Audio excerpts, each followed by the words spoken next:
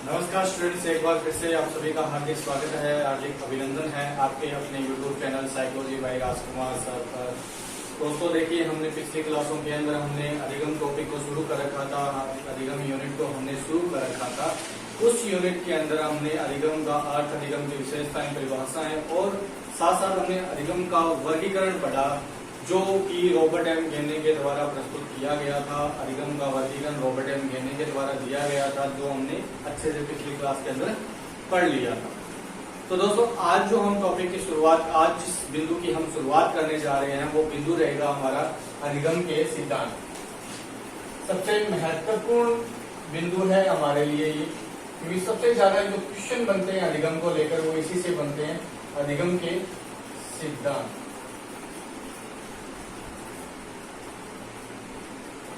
तो देखिए, अधिगम के सिद्धांतों की जब हम बात करते हैं तो सबसे पहली बात जो अधिगम के सिद्धांतों में आती है वो है कि अधिगम के सिद्धांतों को दो भागों में बांटा गया है। कितने भागों में? दो भागों में अधिगम के सिद्धांतों को बांटा गया है। अब ये दो भाग है कौन कौन से, तो वो हमें देखना है। तो देखिए, अधिगम के सिद्धांतों को दो भागों में बांटा गया है। जो पहले भाग है, जिन्हें हम क्या कहते हैं, यांत्रिक सिद्धांत या व्यवहारवादी सिद्धांत। कौन से सिद्धांत? यांत्रिक सिद्धांत, यांत्रिक या व्यवहारवादी, या हम इन्हें कह सकते हैं परिधीय सिद्धांत। क्या कहते हैं हम इन्हें? परिधीय सिद्धांत।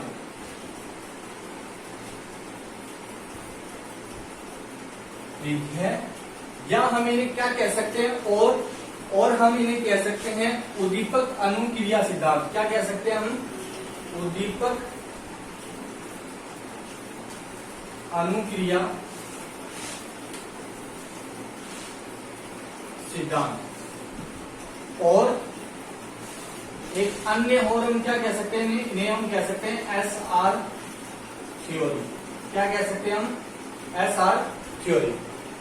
ठीक है, ये तो हुए पहले सिद्धांत, जिन्हें हम क्या सकते हैं, अधिगम के सिद्धांतों को कितने भागों में बांटा गया है, तो दो भागों में बांटा गया, ये हमें याद रखना है। तो पहला जो भाग है इसका वो है यांत्रिक सिद्धांत, व्यवहारवादी सिद्धांत, परिधीय सिद्धांत या उद्दीपक अनुक्रिया या SR थ्योरी, इन नामों से इन्हें बुलाया जाता है। नंबर दो, दूसरी क्या है? दूसरी सिद्धांतों को हम क्या कहते हैं? संज्ञानवादी या आधुनिक सिद्धांत कहते हैं। क्या कहते हैं हम? संज्ञानवादी या आधुनिक सिद्धांत। कौन से? संज्ञानवादी या आधुनिक सिद्धांत। ठीक है, संज्ञानवादी, आधुनिक सिद्धांत या केंद्रीय व क्षेत्रीय सिद्धांत। क्या कह सकते हैं हम इन्हें? केंद्रीय या क्षेत्रीय या SOR थ्योरी। कौन सी? SOR theory. कौन सी थ्योरी है? SOR theory. ठीक है ना। अब इन्हें देखते हैं, हम इनमें अंतर की बात करते हैं। इन दोनों में अंतर क्या है? दो भागों में तो हमने बांट दिया, परंतु इनमें अंतर क्या है कि यांत्रिक सिद्धांत या व्यवहारवादी सिद्धांत क्या कहते हैं और संज्ञानवादी सिद्धांत क्या कहते हैं, ये हमें अंतर इनमें निकालना है। तो देखिए, सबसे पहले बात हम करेंगे यांत्रिक सिद्धांतों की। तो देखिए, यांत्रिक सिद्धांतों में क्या होता है कि एक ऐसे सिद्धांत है, ये ऐसे सिद्धांत हैं जिस सिद्धांतों में सीखने की एक प्रक्रिया होती है। क्या होती है? ऐसे सिद्धांत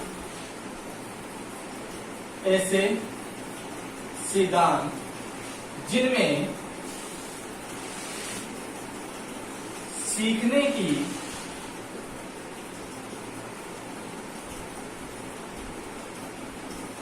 प्रक्रिया होती है। सीखने की क्या होती है? प्रक्रिया होती है, जिसमें सीखने वाले को कोई महत्व नहीं दिया जाता। जिसमें सीखने वाले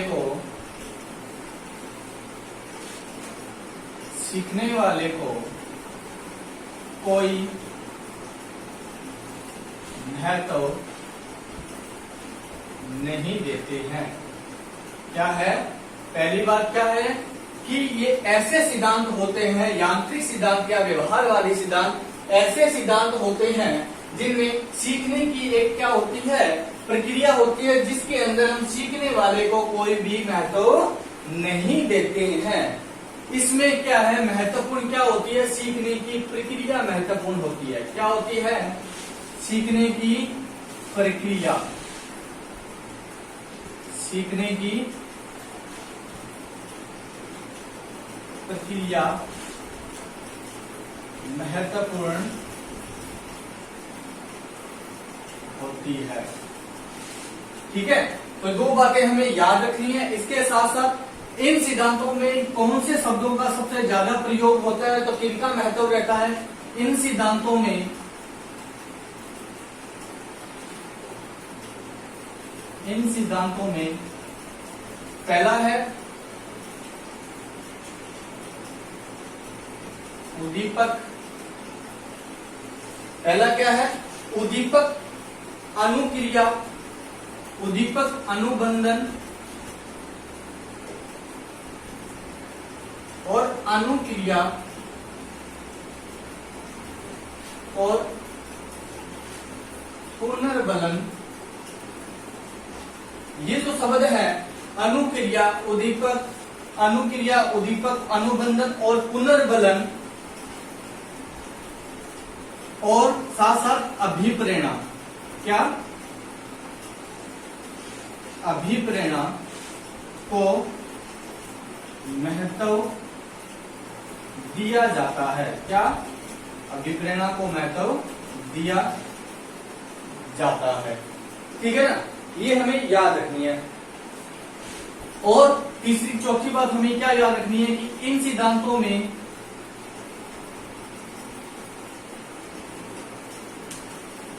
अधिगम धीरे धीरे होता है, धीरे धीरे होता है। ठीक है, अधिगम क्या होता है? धीरे धीरे होगा, अचानक नहीं होगा अधिगम। अधिगम की प्रक्रिया क्या होगी? एक लंबी प्रक्रिया होगी। एक लंबी प्रक्रिया के बाद में हम किसी विषय वस्तु को अच्छे से समझ पाएंगे। तो इस प्रकार के ये सिद्धांत होते हैं। और इन बातों में क्या बात क्या हमें याद रखनी है, इन सिद्धांतों के अंदर एक शब्द आता है स्वयं इकाई। इन सिद्धांतों में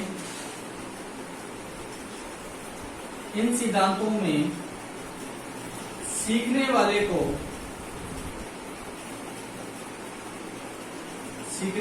को स्वयं इकाई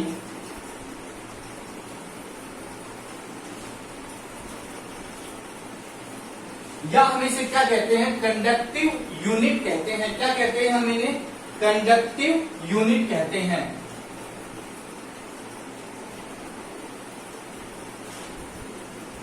कंडक्टिव यूनिट इंग्लिश में अगर हमें ध्यान रखना है कि स्वयं इकाई अगर याद ना रहे तो कंडक्टिव यूनिट इन सिद्धांतों में सीखने वाले को स्वयं इकाई कहा जाता है।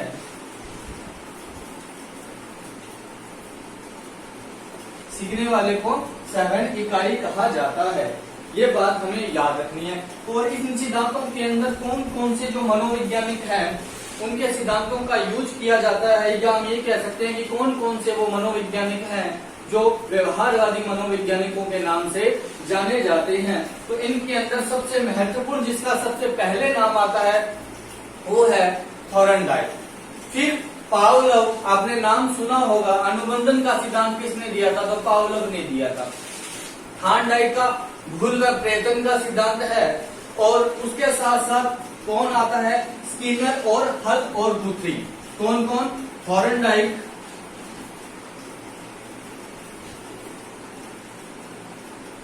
पावलोव,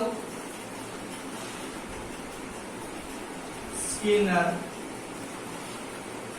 क्रिया प्रसूत सिद्धांत, स्किनर और हल,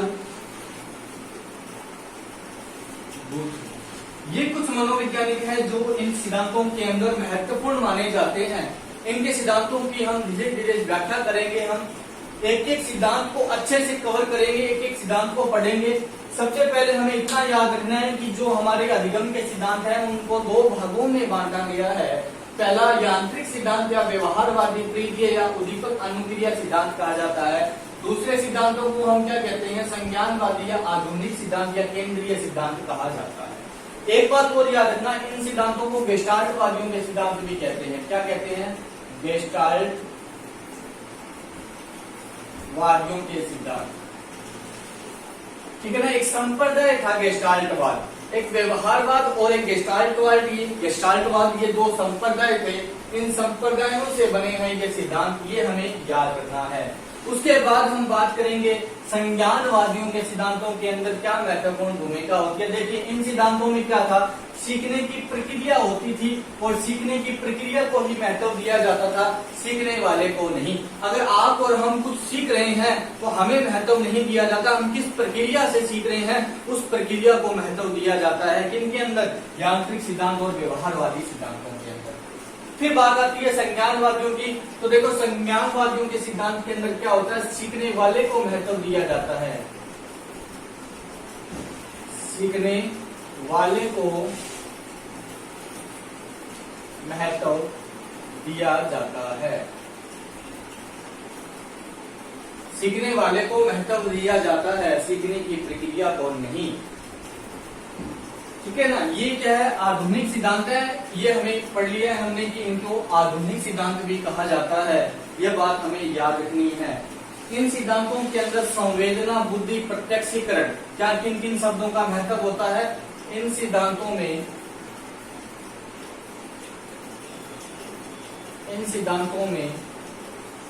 संवेदना, बुद्धि, प्रत्यक्षीकरण, संवेदना, बुद्धि, प्रत्यक्षीकरण का महत्वपूर्ण योगदान होता है। और प्रत्यक्षीकरण के बाद क्या आती है? समस्या समाधान। समस्या समाधान का महत्वपूर्ण स्थान होता है, महत्वपूर्ण योगदान होता है। ये बात हमें याद रखनी है। ठीक है ना। इसके अलावा हम क्या कह सकते हैं, इन सिद्धांतों, देखिए इन सिद्धांतों में एक बात और याद रखना, ये निम्न श्रेणी के सिद्धांत होते हैं। कौन से? निम्न श्रेणी के सिद्धांत होते हैं। और जो संज्ञानवादी हैं ये उच्चतम श्रेणी के सिद्धांत माने जाते हैं। उच्चतम श्रेणी के सिद्धांत कौन से सिद्धांत हैं? उच्चतम श्रेणी के सिद्धांत हैं। ये बात हमें याद रखनी है। अब देखिए इन सिद्धांतों के अंदर क्या होता है कि सबसे पहले हमें ये याद रखनी है कि इनके अंदर जो सिद्धांत है महत्वपूर्ण वो है गेस्टाल्टवाद का अंतर्दृष्टि का सिद्धांत। कौन सा?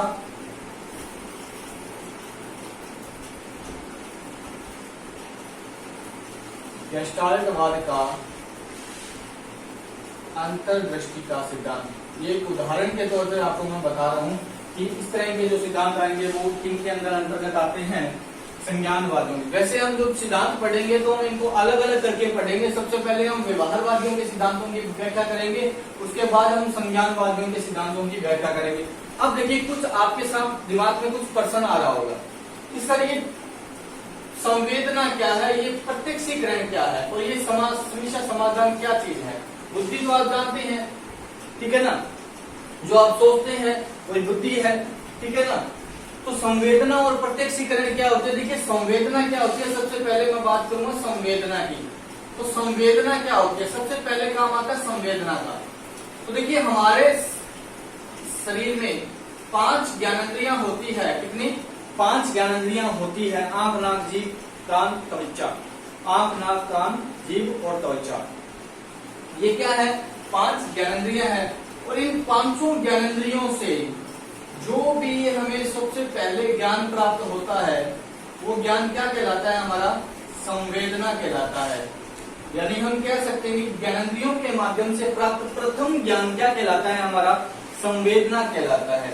देखिए संवेदना के बाद जब आपको किसी भी विषय वस्तु की संवेदना होती है और संवेदना हो जाने के बाद आपके सामने प्रत्यक्षीकरण का महत्व बढ़ जाता है, क्योंकि संवेदना के बाद ही क्या होता है, प्रत्यक्षीकरण होता है। और प्रत्यक्षीकरण क्या कहलाता है, किसी विषय वस्तु का नाम, उसकी व्याख्या करना, नाम और उसकी व्याख्या करना क्या कहलाता है, प्रत्यक्षीकरण कहलाता है। क्या कहलाता है, नाम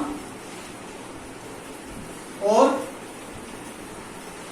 उस विषय की व्याख्या करना क्या कहलाता है, प्रत्यक्षीकरण। अब देखिए, मान लीजिए आप किसी खुले आसमान में सो रहे हैं, ये कोई व्यक्ति है जो सो रहा है, इसके ऊपर से अचानक से कोई चीज गिरती है, कोई लहर, कोई चीज गिरती है, ठीक है ना। अब गिरते ही क्या हुआ कि इसे उस चीज की संवेदना हुई। किस प्रकार से हुई, उसकी त्वचा ने उसके मस्तिष्क के पास एक संवेदना भेजी, एक सिग्नल भेजा कि अरे कुछ चीज गिरी है आपके शरीर पर। तो कैसे पता लगा, उसकी उसे त्वचा के बारे में, उसकी त्वचा से, उसकी बॉडी स्किन से उसको पता लगा ये बात कि कुछ चीज गिरी है। अब गिर जाने के बाद क्या होगा कि वो अपनी आंखें खोलकर उस चीज को देखेगा, उस विषय वस्तु को देखेगा प्रत्यक्ष रूप से, ठीक है ना। और देखने के बाद उसकी व्याख्या करेगा, तो वो क्या कहलाती है, प्रत्यक्षीकरण कहलाता है उस चीज का, ठीक है ना। तो ये संवेदना होती है, ये प्रत्यक्षीकरण होता है। और प्रत्यक्षीकरण के बाद ही समस्या का समाधान होता है, ये हम कह सकते हैं। प्रत्यक्षीकरण के बाद ही समस्या समाधान किया जाता है, ठीक है ना। ये बात हमें याद रखनी है, ठीक है ना। यहां तक आप लोगों को समझ में आया होगा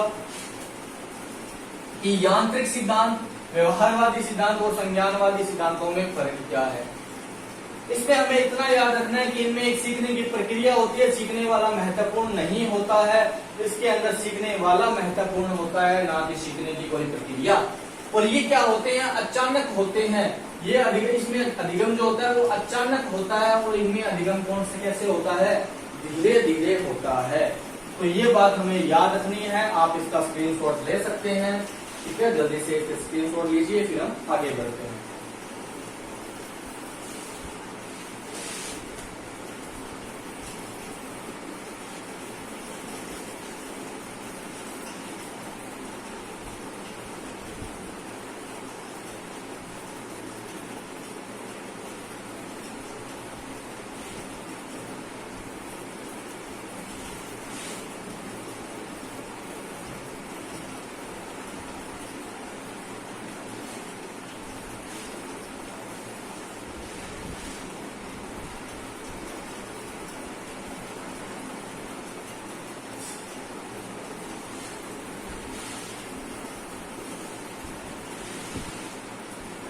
ठीक है, फिर हम आगे बढ़ते हैं।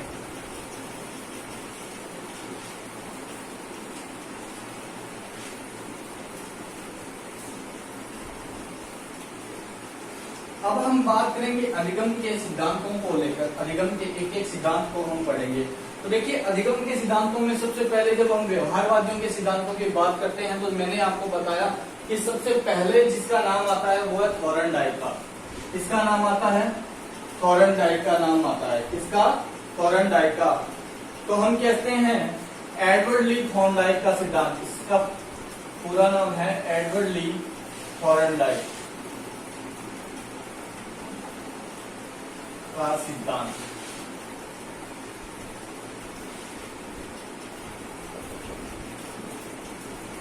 एडवर्ड ली थॉर्नडाइक का जो सिद्धांत है वो व्यवहारवादियों में दिया गया पहला सिद्धांत है। तो इसके अंदर हम ध्यान से पढ़ेंगे कि ये जो सिद्धांत है वो क्या कहता है।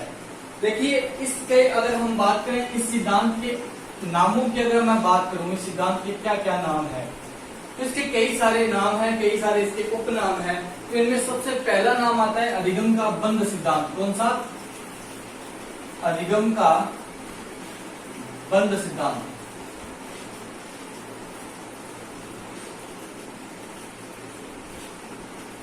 अधिगम का बंद सिद्धांत। फिर हम बात करेंगे इसके अंदर दूसरा इसका जो उपनाम है वो है उद्दीपक अनुक्रिया का सिद्धांत। क्या है? उद्दीपक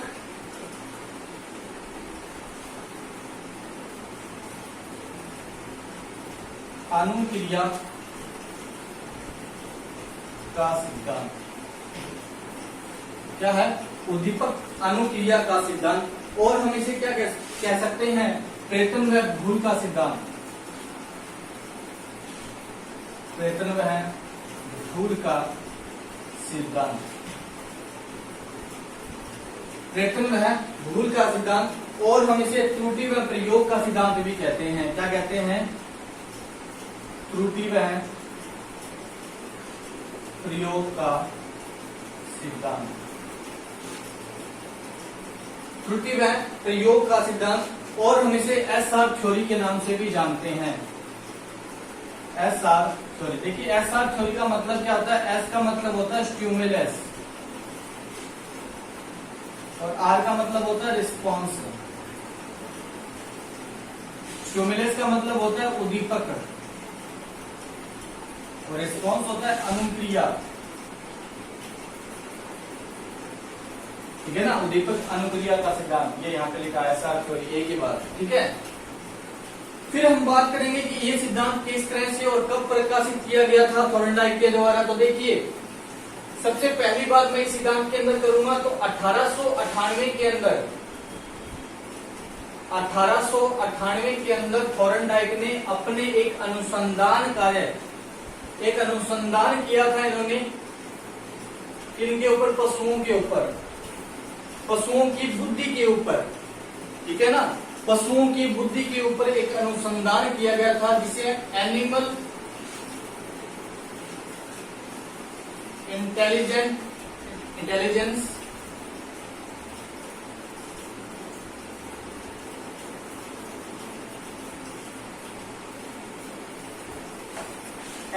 इंटेलिजेंस के नाम से एक अनुसंधान कार्य किया गया था।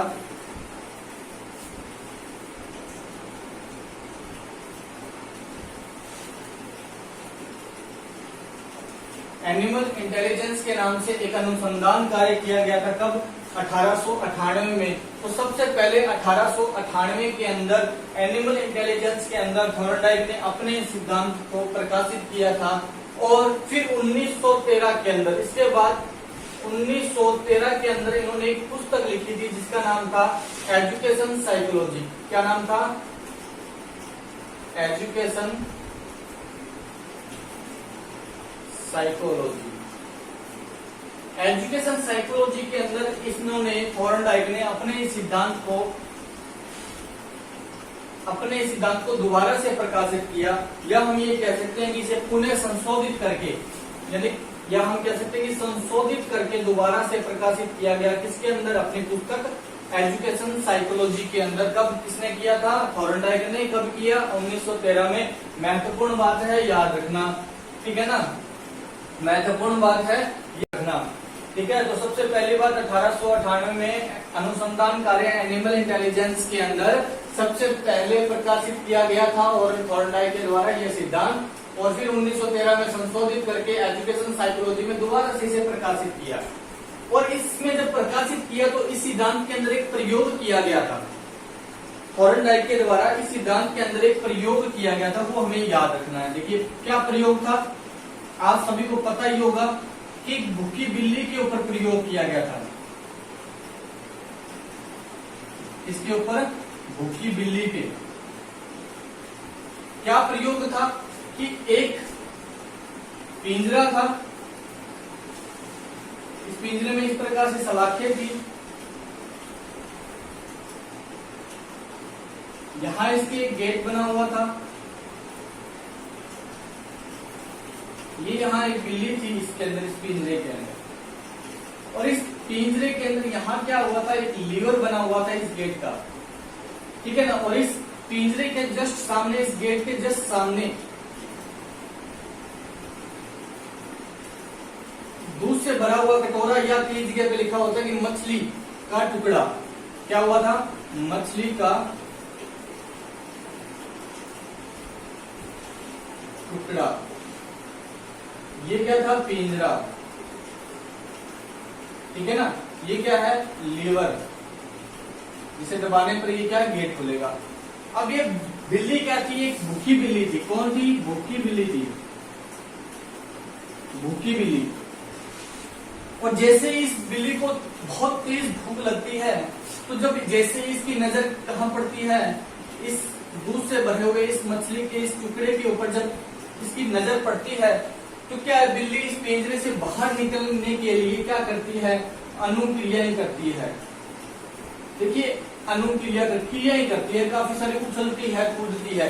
तो हमने क्या कहा कि इस मछली के टुकड़े को थॉर्नडाइक ने किसके रूप में उपयोग किया था, उद्दीपक के रूप में प्रयोग किया। किसके रूप में, उद्दीपक के रूप में प्रयोग किया।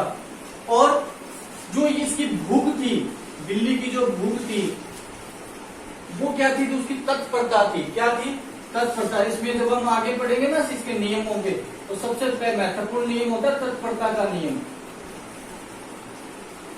तो तत्परता के कारण क्या होता है कि ये भूखी बिल्ली जो है इसमें अनुक्रियाएं करना प्रारंभ कर देती है। क्या करना प्रारंभ कर देती है, अनुक्रियाएं। किसके प्रति, उद्दीपक के। देखिए क्रियाएं करना प्रारंभ करती है। मैंने क्या बताया था कि अनुक्रिया क्या होती है, उद्दीपक के प्रति की जाने वाली क्रियाएं क्या कहलाती है, अनुक्रियाएं कहलाती है। तो ये उद्दीपक था। इस उद्दीपक यानी कि मछली का टुकड़ा क्या था, उद्दीपक था। इस उद्दीपक के लिए वो क्या कर रही थी, उस पिंजरे में उछल कूद कर रही थी। और उछल कूद कर लेने के बाद में गलती से उसका पाँव जो है वो इस लीवर पे पड़ता है और ये गेट से बाहर आकर इस मछली के टुकड़े को प्राप्त करती है। ऐसा बहुत बार होता है, बार बार दोहराने के बाद में, बार बार दोहराना यानी कि अभ्यास। थॉर्नडाइक का ये दूसरा नियम आता है यहाँ पे, अभ्यास। बार बार इसने अभ्यास करवाया, बार बार बिल्ली से, और एक समय ऐसा आया कि वो अभ्यास के कारण वो चीज जो है वो जड़मत हो गई, यानी कि मजबूत हो गई उसके व्यवहार के अंदर, बिल्ली के व्यवहार में। बिल्ली ने ना कोई क्रिया करते हुए सीधा पांव यहाँ रखा और बाहर निकलती और इस मछली के टुकड़े को प्राप्त करके अपने भूख को शांत करती है। तो इस प्रकार से प्रयोग करते हुए थॉर्नडाइक ने कहा कि उद्दीपक व अनुक्रिया का महत्व हमारे अंदर होता है। यानी उद्दीपक होने सामने होने पर हम क्या करते हैं, अनुक्रियाएं करते हैं। ठीक है ना, ये बात हमें याद रखनी है। इसी कारण हम कह सकते हैं कि अधिगम क्या होता है। अब इसमें क्या हुआ, बिल्ली और इस मछली के टुकड़े यानी कि उद्दीपक और इस बिल्ली के बीच में क्या किया, एक संबंध स्थापित कर दिया गया, एक बॉन्ड बन गया था। ठीक है ना, एक बॉन्ड बना दिया गया इस लीवर और इसके साथ में। तो देखिए अधिगम क्या होता है, संबंध स्थापित। अधिगम संबंध स्थापित करने की प्रक्रिया होती है, करने की प्रक्रिया होती है। इसी कारण इसे संबंधवाद का सिद्धांत भी कहा जाता है। क्या कहते हैं इसे, संबंधवाद का सिद्धांत। देखिए इसे क्यों कहा जाता है कि बिल्ली ने एक क्रिया को चुना। देखिए एक नाम और याद रखना कि बिल्ली ने बहुत सारी क्रियाएं की, परंतु चुना किसके, उसको किसी एक सही क्रिया को चुनकर अधिगम को प्राप्त किया या उद्दीपक को प्राप्त किया। ठीक है, उद्दीपक प्राप्त कर लेना है तो अधिगम की प्रक्रिया उसकी पूर्ण हुई ना वहां पे। तो देखिए इसके अंदर क्या होता है कि हम बहुत सी क्रियाओं में किसी एक क्रिया को चुनकर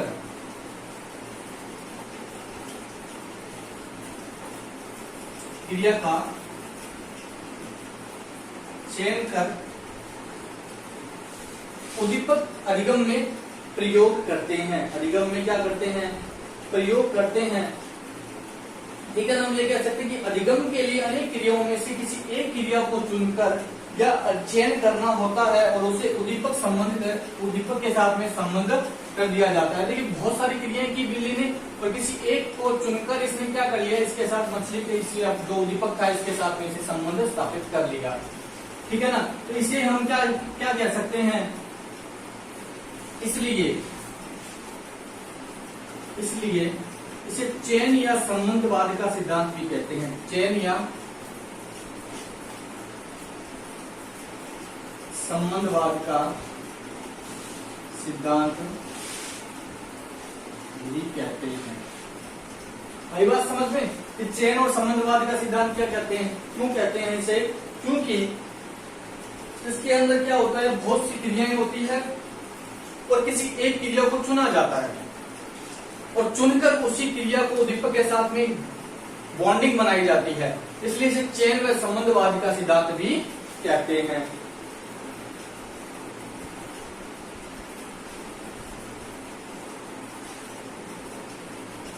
ठीक है ना। संबंधवाद के अलावा इसी के ऊपर क्या कहते हैं कि इसमें क्या होती है, उद्दीपक को देखकर, बिल्ली ने उद्दीपक को देखकर ही प्रक्रिया करना प्रारंभ की। तो उद्दीपक के साथ में एक बिल्ली का क्या बना, बंध बना, और बंध बॉन्डिंग बनी और चयन किया एक सही क्रिया को, और सही क्रिया को करके इसने उद्दीपक को हासिल किया। इसलिए इसे बंध का सिद्धांत भी कहते हैं। क्या कहते हैं इसे, बंध का सिद्धांत भी कहते हैं। इसे बंध का सिद्धांत भी कहा जाता है, या हम इसे संयोजन, संयोजन का मतलब भी क्या होता है, यही होता है, इसे संयोजनवाद का सिद्धांत भी कहते हैं। इसे हम संयोजनवाद का सिद्धांत भी कहते हैं। ठीक है ना, ये बात हमें याद रखनी है। और इसी सिद्धांत को देते हुए थॉर्नडाइक ने कुछ नियम बताए थे, सीखने के नियम। देखिए हमें याद रखने, शिक्षा मनोविज्ञान के अंदर सबसे पहले जो सीखने की, शिक्षा के अंदर जो सीखने के नियम जो प्रकाशित किए थे ना, वो सबसे पहले किसने किए थे, थॉर्नडाइक ने दिए थे। तो हमें उन नियमों के बारे में पता होना चाहिए। इसी सिद्धांत के अंतर्गत उन नियमों को पढ़ा जाता है। तो इनमें देखिए 3 जो थे वो क्या थे, मुख्य नियम थे, और 5 जो थे वो गौण नियम थे। तो हम सबसे पहले बात करेंगे किनकी, मुख्य नियमों की।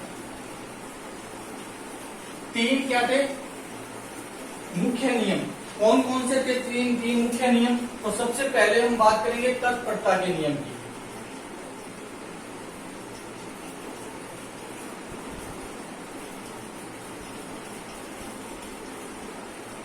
इसकी बात करेंगे तत्परता का नियम। देखिए तत्परता का नियम होता क्या है, ये क्या होता है, अधिगम से पूर्व होता है। क्या होता है, अधिगम से पूर्व, मतलब सिखाने की उस प्रक्रिया को शुरू करने से पहले तत्परता का होना बहुत ही अति आवश्यक होता है। अगर मान लीजिए बिल्ली को भूख नहीं होती तो बिल्ली पिंजरे में नहीं छटपटाती, उद्दीपक को देखती ही नहीं, तो तत्परता थी। तत्परता कैसे पैदा हुई, भूख के कारण। तो भूखा रखा गया था बिल्ली को तत्परता को पैदा करने के लिए। उसी प्रकार हम कह सकते हैं किसी भी विद्यार्थी को समझाने, सिखाने से पहले या अधिगम की प्रक्रिया को शुरू करने से पहले उस विद्यार्थी को उस विषय वस्तु के बारे में तत्परता पैदा करना बहुत ही आवश्यक होता है। ठीक है ना, ये बात हमें याद रखनी है।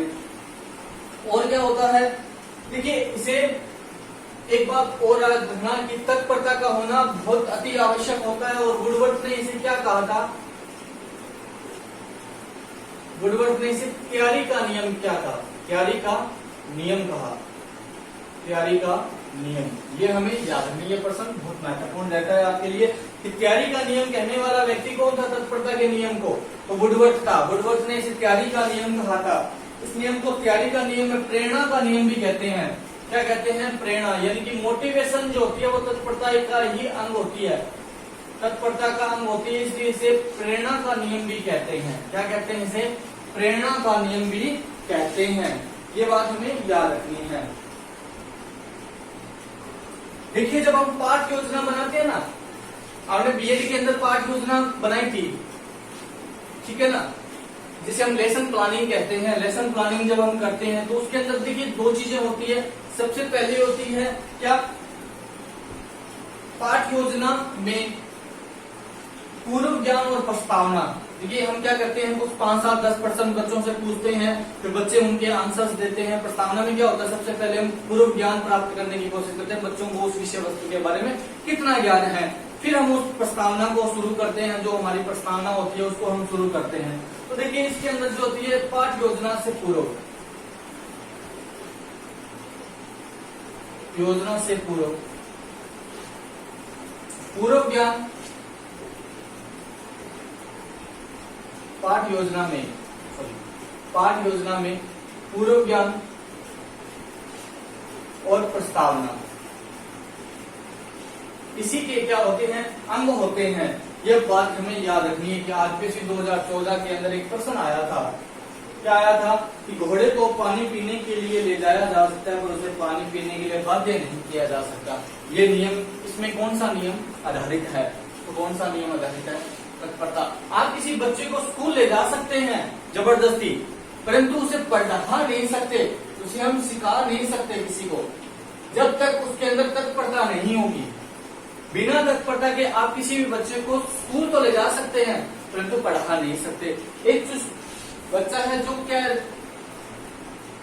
आरएस बनना चाहता है, उसका जो ड्रीम है वो आरएस बनना है, परंतु आप क्या उसको कांस्टेबल भी करवा रहे हो, जबरदस्ती की भी ये कर लेते हो, तो क्या वो ना तो वो ये बन पाएगा ना वो ये बन पाएगा, क्योंकि आप उसका जो उसकी तत्परता है वो तो इसके अंदर है, करवा आप इसकी रहे हो।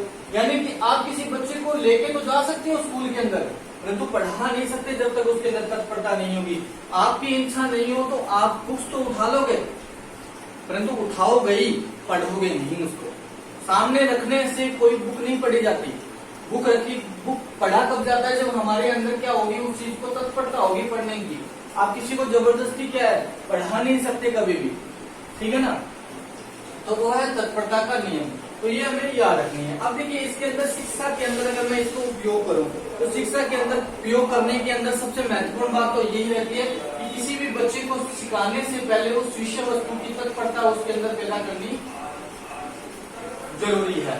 तत्परता पैदा होगी तो ही उस विषय वस्तु को वो बच्चा आसानी से सीख पाएगा, ठीक है ना। तो ये बात थी इसके तत्परता के नियम की। सेकंड आता है इसके अंदर, सेकंड इसके अंदर आता है अभ्यास का नियम। कौन सा? अभ्यास का नियम।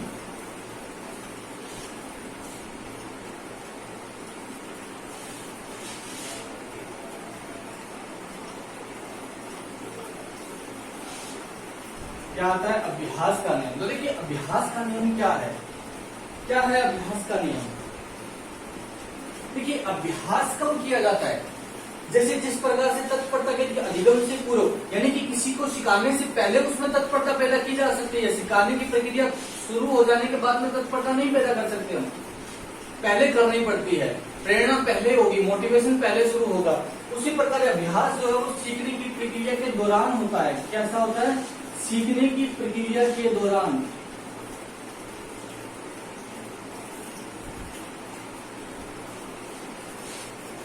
सीखने की प्रक्रिया के दौरान होता है अभ्यास। और अभ्यास के अंदर होता क्या है वो हमें याद रखना है। क्या होता है अभ्यास के अंदर? इसके अंदर हमें ये याद रखना है कि इस सिद्धांत को थॉर्नडाइक का मूल सिद्धांत कहा जाता है।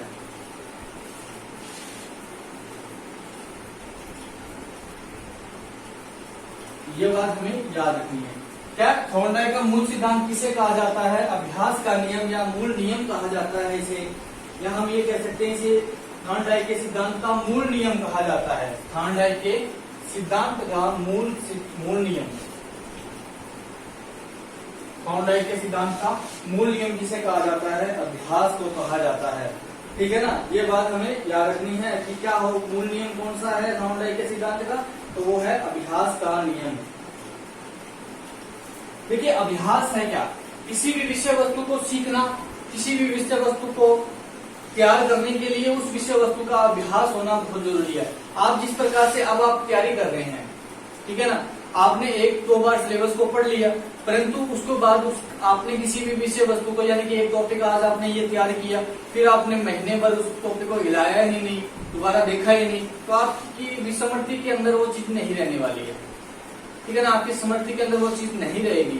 क्योंकि आपने उस विषय वस्तु का अभ्यास नहीं किया।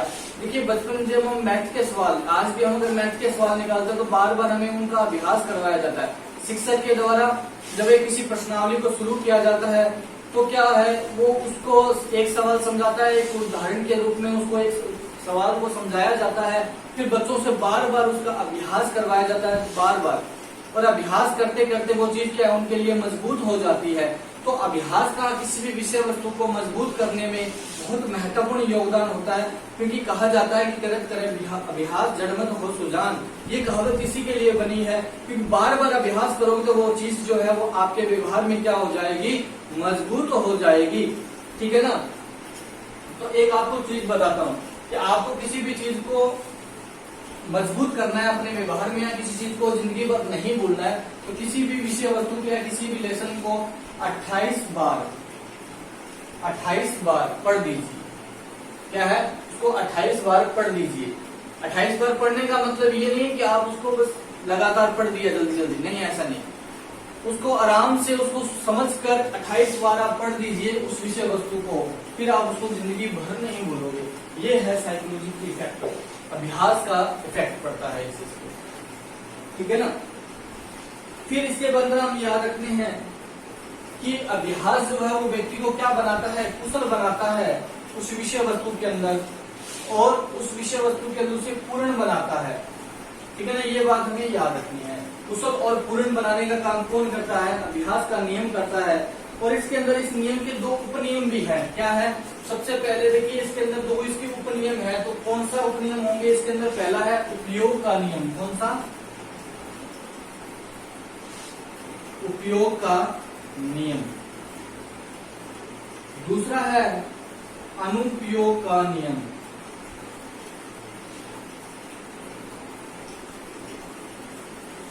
अनुपयोग का नियम। अब देखिए उपयोग का नियम क्या होता है और अनुपयोग का नियम क्या होता है।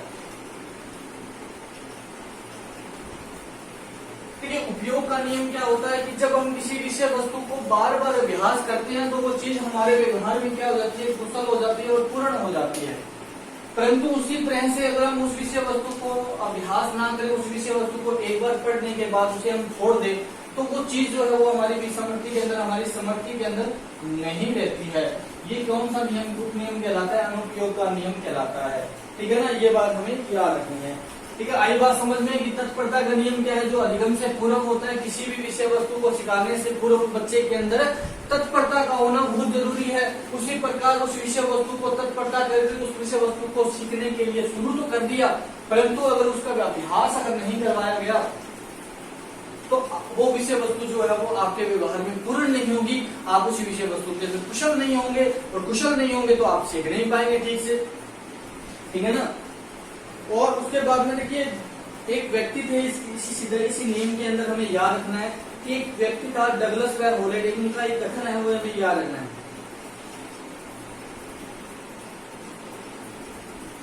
डगलस व हॉलैंड क्या है,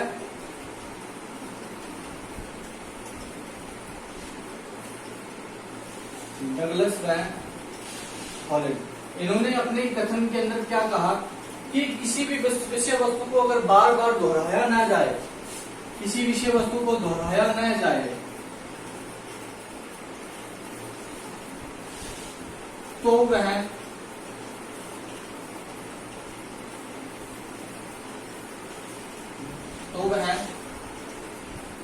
विसमर्थ हो जाती है, हो जाती है। और यही क्या है, अभ्यास का नियम। क्या है, अभ्यास का नियम है। आई बात समझ में कि अभ्यास का नियम क्या होता है कि किसी भी विषय वस्तु को सीखने के लिए उसका अभ्यास होना बहुत जरूरी है। उसके बाद तीसरा है प्रभाव का नियम।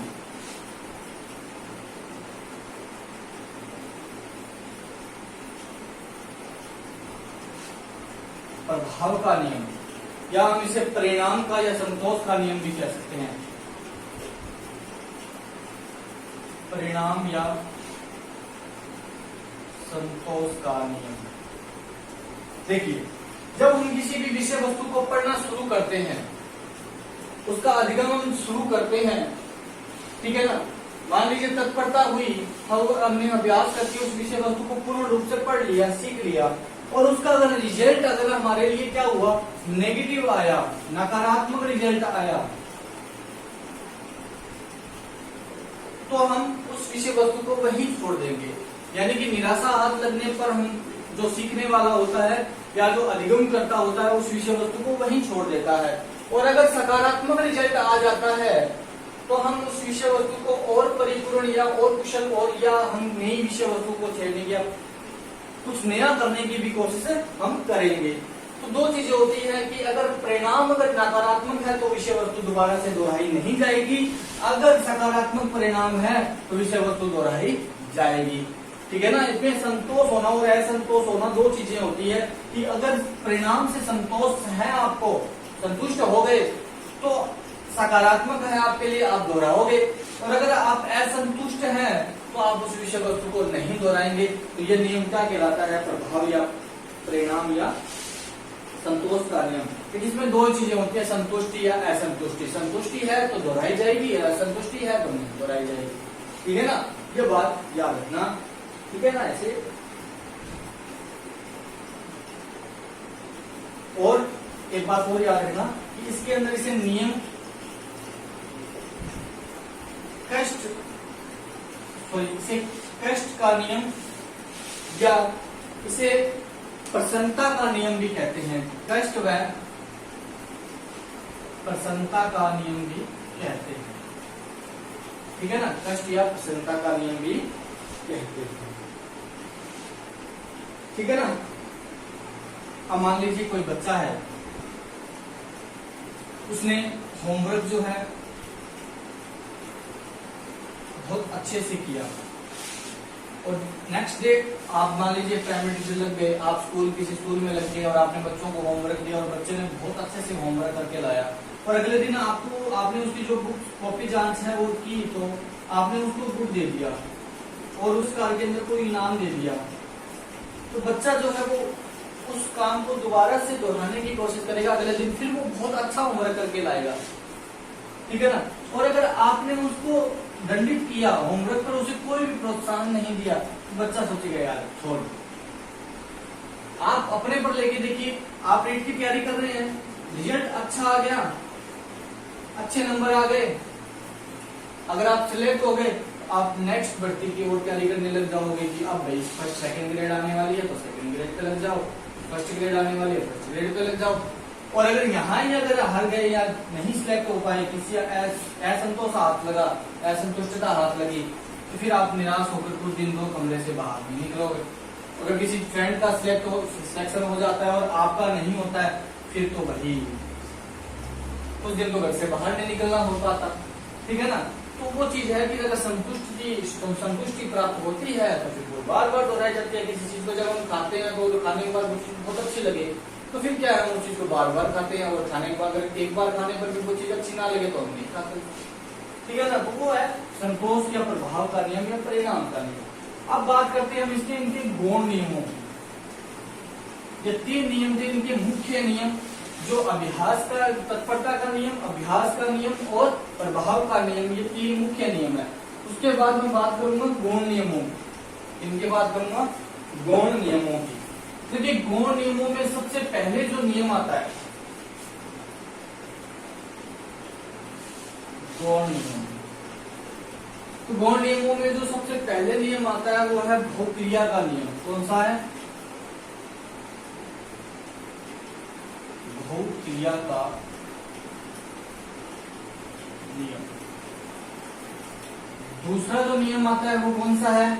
मनोवृत्ति का नियम या मानसिक वृत्ति का नियम। कौन सा है? मानसिक वृत्ति का नियम या मनोवृत्ति का नियम।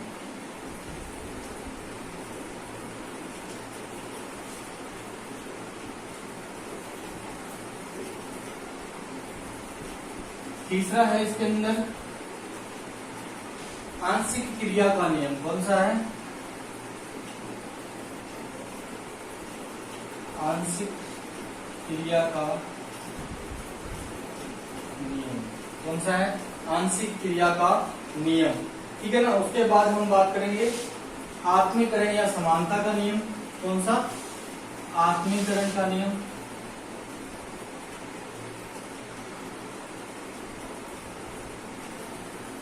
या इसे हम समानता का नियम भी कहते हैं। 5वें नंबर पे जो अंतिम जो नियम है वह है संबंधित साहचर्य का नियम। कौन सा है? साहचर्य का नियम। ठीक है ना।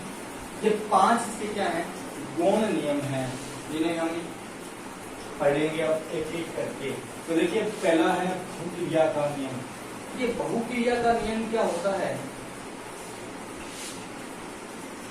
बहुक्रिया का मतलब किसी एक से ही क्रिया के लिए क्रिया के लिए बहुत सी क्रियाओं का दोहराना। जैसे बिल्ली ने क्या किया, एक मछली का टुकड़ा प्राप्त करने के लिए और एक सही अनुक्रिया करने के लिए बहुत सारी गलत क्रियाएं करने के बाद एक सही क्रिया करते हुए लीवर पर पाम दबाया और बाहर निकलकर मछली का टुकड़ा हासिल किया, मछली का जो मांस था वो हासिल किया। तो एक सही क्रिया करने के लिए हमें बहुत बार गलतियां करनी पड़ती है, तब जाके हम किसी एक सही क्रिया को हमारे अधिगम या हमारे व्यवहार में शामिल करते हैं। तो वह है हमारा बहुक्रिया का नियम, ठीक है ना। उसके बाद जब हम बात करते हैं मानसिक वृत्ति या मनोवृत्ति का नाम,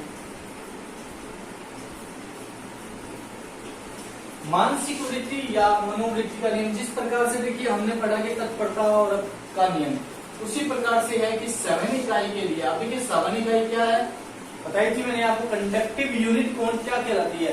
सीखने वाला जो होता है ना व्यवहारवादियों के सिद्धांतों से हम क्या कहते हैं, सवन इकाई कंडक्टिव यूनिट कहा जाता है। सवन इकाई के लिए जो मानसिक वृत्ति होती है ना, मानसिक वृत्ति वह महत्वपूर्ण होती है। क्या होती है, महत्वपूर्ण होती है। देखिए मानसिक वृत्ति का मतलब आपका नजरिया, आपका देखने का नजरिया जो होता है, आपकी सोच जो होती है वो आपकी वृत्ति कहलाती है।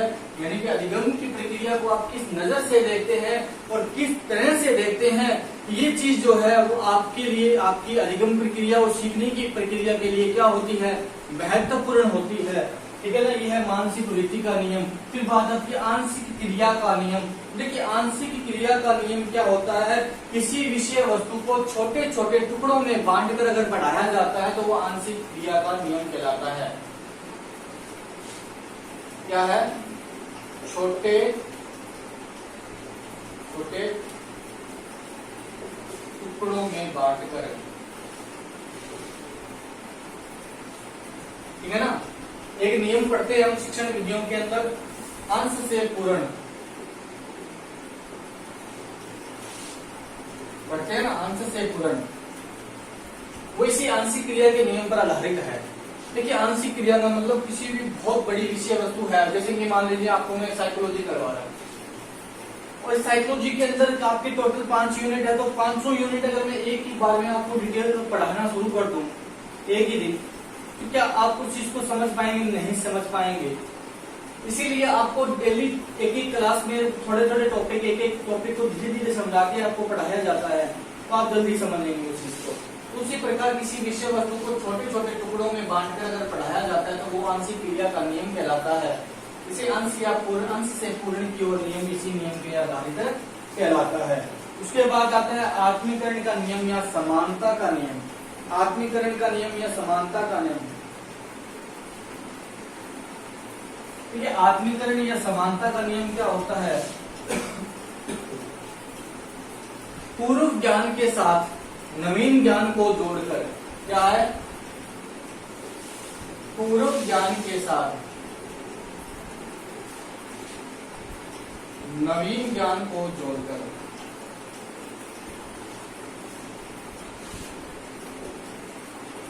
पढ़ाना या सिखाना।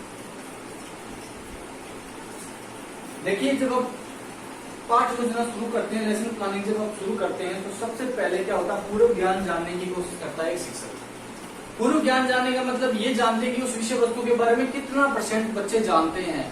फिर आप उनको नवीन ज्ञान उसी के आधार पर देते हैं, तो वो अब क्या है, आत्मीकरण या समानता का नियम। परंतु हमें ये याद रखना है जो पूर्व ज्ञान है वो आपकी इस विषय वस्तु के समान होना चाहिए, कोई अलग विषय वस्तु का ज्ञान नहीं। आप पढ़ा उसको रहे हैं SST और पूछ रहे हैं आप साइंस का ज्ञान, तो फिर वो वहां पे ये काम नहीं करेगा। अगर आप साइंस पढ़ा रहे हैं तो साइंस का ही पूर्व ज्ञान जानने की कोशिश कीजिए। साइंस में कौन सा टॉपिक पढ़ा रहे हैं, महारना प्रताप पढ़ा रहे हैं, तो महारना प्रताप के बारे में SST के अंदर अगर आप महारना प्रताप पढ़ा रहे हैं तो महाराणा प्रताप के बारे में ही पहले बच्चों से पूछिए कि आप क्या जानते हैं महाराणा प्रताप के बारे में, कहाँ जन्म हुआ था इनका, तो आप पूछने की कोशिश कीजिए उनको पूर्व ज्ञान कितना है। फिर आप आगे बताइए कि महाराणा प्रताप के बारे में ये सब कुछ होगा, ठीक है ना। देखिए इसके अंदर जब हम एक नियम यूज करते हैं, ज्ञात से अज्ञात की ओर, ज्ञात से अज्ञात की ओर, इसीलिए कहते हैं कि जो साइकोलॉजी है वो शिक्षण विधियों, अगर जिसको साइकोलॉजी आती है ना वो शिक्षण विधियों का ज्ञाता होता है। ये मैं आपको बता देता हूँ, जिसे साइकोलॉजी आती है वो शिक्षण विधियों में कभी मात नहीं खाएगा, क्योंकि इन्हीं से ही निकलकर सीखने की शिक्षण विधियां बनी हुई है, ठीक है ना। और जिसे शिक्षण विधियां आती है वो साइकोलॉजी का ज्ञाता होगा। तो देखिए, ज्ञात से अज्ञात की ओर का नियम जो है वो आत्मीकरण या समानता के नियम पर आधारित होता है, यानी कि पूर्ण ज्ञात से अज्ञात के अंदर हम क्या करते हैं, ज्ञात विषय वस्तु के आधार पर हम क्या बताते हैं, अज्ञात विषय वस्तु बताते हैं, ठीक है ना। उसके बाद में आता है साहचर्य का नियम। देखिए, साहचर्य का नियम क्या होता है,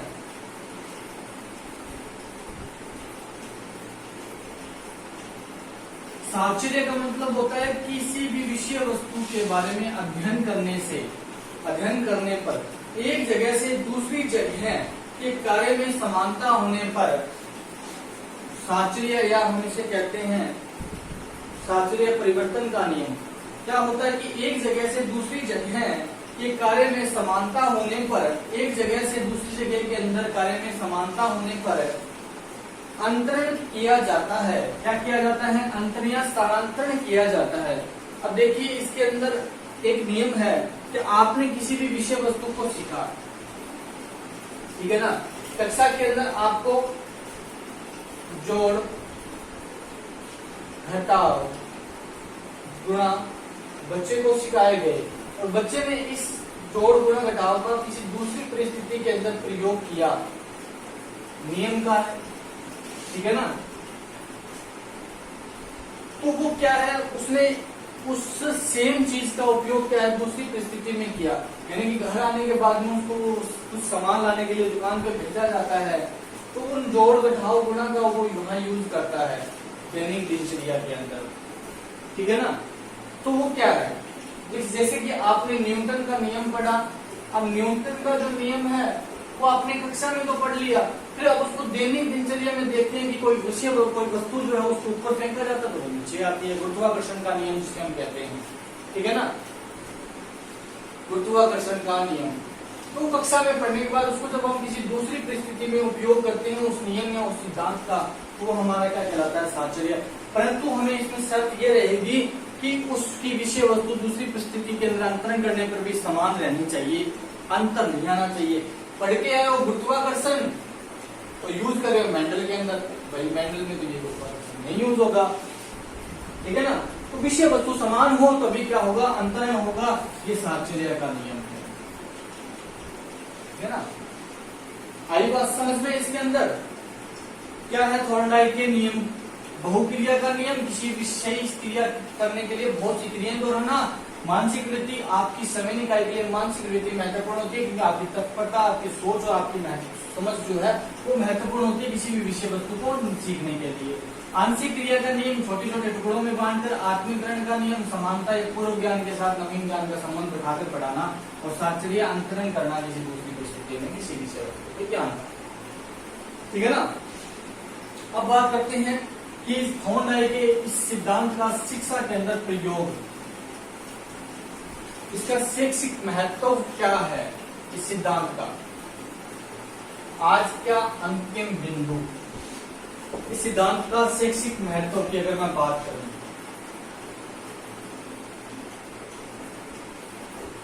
तो देखिए, शैक्षिक महत्व में सबसे पहली बात है कि यह सिद्धांत निरंतर प्रयास पर बल देता है। क्या, ये सिद्धांत निरंतर प्रयास पर बल देता है। क्या देता है, निरंतर प्रयास पर बल देता है। दूसरी बात, यह सिद्धांत अभ्यास की क्रिया के आधार पर, अधिगम पर आधारित है। क्या है, अभ्यास की क्रिया पर आधारित है। क्या है, अभ्यास की क्रिया पर आधारित है, ठीक है ना। प्रश्न यहीं से बनते हैं, अभ्यास की क्रिया पर आधारित है। जैसे कि गणित विज्ञान, भौतिक विज्ञान विषयों के अंदर जैसे ये जो सब्जेक्ट हैं, इनके अंदर क्या होता है, अभ्यास का बहुत ज्यादा महत्व रहता है। जैसे भौतिक विज्ञान या साइंस की जो भी सब्जेक्ट है, मैथ है, उसको हम जब पढ़ते हैं तो उनमें अभ्यास का बहुत महत्व रहता है। गामक अधिगम जो हम करते हैं, जैसे कि हम गामक अधिगम का मतलब चलना, उठना, बैठना, इन सब के अंदर क्या होता है, अभ्यास का महत्व होता है गामक अधिगम में लाभदायक। प्रयास या त्रुटि, ठीक है, गामक अधिगम में क्या होता है, ये लाभदायक होता है। जितने भी हमारी गामक क्रियाएं, शारीरिक क्रियाएं होती है, चलना, दौड़ना, उठना, बैठना, सब जो है उनमें सब में लाभदायक होता है। कौन सा, तांडव का ये सिद्धांत, ठीक है ना। उसके बाद में सिद्धांत अभिप्रेरणा को अधिक महत्व देता है। देखिए अभिप्रेरणा को महत्व थॉर्नडाइक का सिद्धांत देता है। व्यवहारवादियों के लिए सबसे महत्वपूर्ण अभिप्रेरणा है कि अभिप्रेरणा ही हम सर्वश्रेष्ठ राजमार्ग कहलाता है अधिगम का। ये कौन मानते हैं, ये व्यवहारवादी मानते हैं, ठीक है ना। और इसके अंदर इसमें तत्परता के नियम पर लागू होती है, ठीक है ना।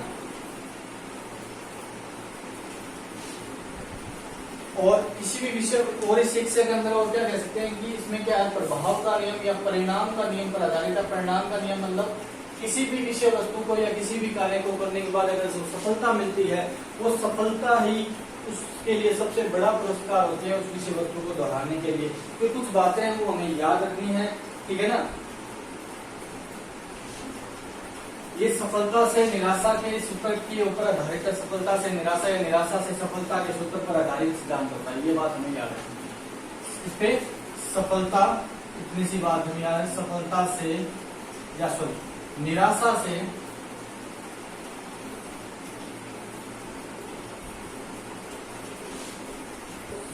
सफलता के सूत्र पर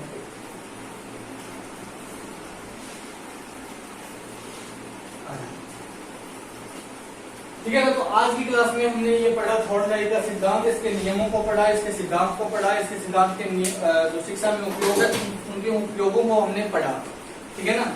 तो मिलते हैं हम अगली क्लास में एक नए सिद्धांत के साथ में, एक नए बिंदु के साथ में। तब तक के लिए आप सभी से विदा लेता हूँ इस क्लास में। अगर आपको ये क्लास अच्छी लगी है तो इसको लाइक शेयर सब्सक्राइब कीजिए। चैनल को अगर सब्सक्राइब नहीं किया, ज्यादा से ज्यादा इसको शेयर कीजिए ताकि आपके सभी दोस्तों के साथ, आपके सभी मित्रों के साथ जो जो तैयारी कर रहे हैं उन सभी के पास ये पहुंच सके, ठीक है ना। तो मिलते हैं दोस्तों अगली क्लास में। नमस्कार।